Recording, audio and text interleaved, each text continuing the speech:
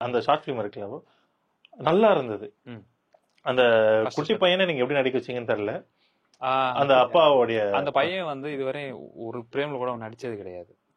என்னுடைய அத்தான் தங்கச்சி பையன் தான், ரிலேட்டிவ் தான். Right right.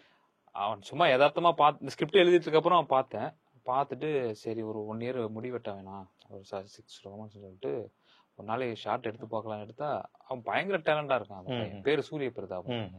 அங்க செட்ல உள்ள எல்லாருமே சொன்னாங்க, நீ கூட எத்தனை படம் நடிச்சிருக்க, என்ன பண்ணிருக்க? இல்ல என் மாமன் கூப்பிட்டா நான் நடிச்சு கொடுக்குறேன், பாத்துக்கலாம். ஏடா சாதாரணமா நடிச்சுக்கிட்டு இருக்கேன். அது வேற மரியாதை. ரொம்ப திறமையான பையன், எல்லாருமே சொன்னதுனால நானும் சொல்றேன். அதுக்கப்புறம் இது வந்து ஷார்ட் ஃபிலிம் தான் அப்படின்ற மாதிரி ஒரு ப்ரொடியூசர் கிட்ட சொல்றாங்க. எனக்கு அங்க பர்சனலா என்ன ஃபீல் ஆச்சுன்னா, டேய் நல்லா தாண்டா இருக்கு, ஏன்டா அவர் நல்லா இல்லைன்றாரு. ஒரு நல்ல படத்தை ஷார்ட் ஃபிலிமா காமிச்சிருக்காங்க. அந்த ப்ரொடியூசருக்கு என்ன அதான் டைலாகும் இருக்கும், டேய் உனக்கு ஸ்கிரீன் பிளே பார்க்க தெரியலடா அப்படின்ற மாதிரி இருக்கும். அதெல்லாம் மனசு நல்லா இருக்கிற படத்தை ஏன் அவர் நல்லா இல்லைன்னு சொன்னாரு அப்படின்ற மாதிரி அது ஏதாவது காரணம் இருக்கா, இல்ல மூவ் பண்றதுக்காக அப்படி வச்சிருக்கீங்க? நெக்ஸ்ட் நம்ம போகணும் இல்லையா? ஃபர்ஸ்ட் இம்பார்ட்டன்ட் ரீசன் வந்து நல்லா இருக்கிறத எல்லாருமே நல்லா இருக்குன்னு சொல்ல மாட்டாங்க.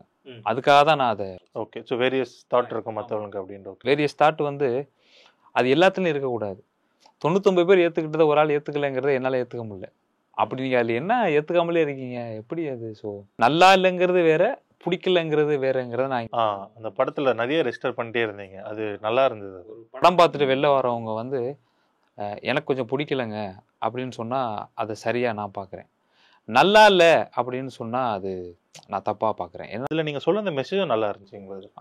அந்த கிராமத்து இதுல வந்துட்டு அந்த ஒரு அப்பா வந்து பையனுக்காக ஒரு ஸ்கூல்ல சேர்க்கறதுக்கு எவ்வளவு கஷ்டப்படுறாங்க அப்படின்றது வந்து ரொம்ப ரியலிஸ்டிக்கா நல்லா இருந்தது. கல்வி எல்லாருக்குமே முக்கியம்னு நம்ம சொல்லிட்டு இருக்கோம். அது முக்கியம் நினைக்கிறவங்க எவ்வளவு ஸ்ட்ரகிள் பண்றாங்க, கிடைக்க மாட்டேங்குது. அந்த விஷயத்த கொஞ்சம் ஆணித்தனமா சொல்லி டிவின்னு பார்த்துட்டு சிஎம் சார் ஒரு விஷயம் பண்ணாங்க.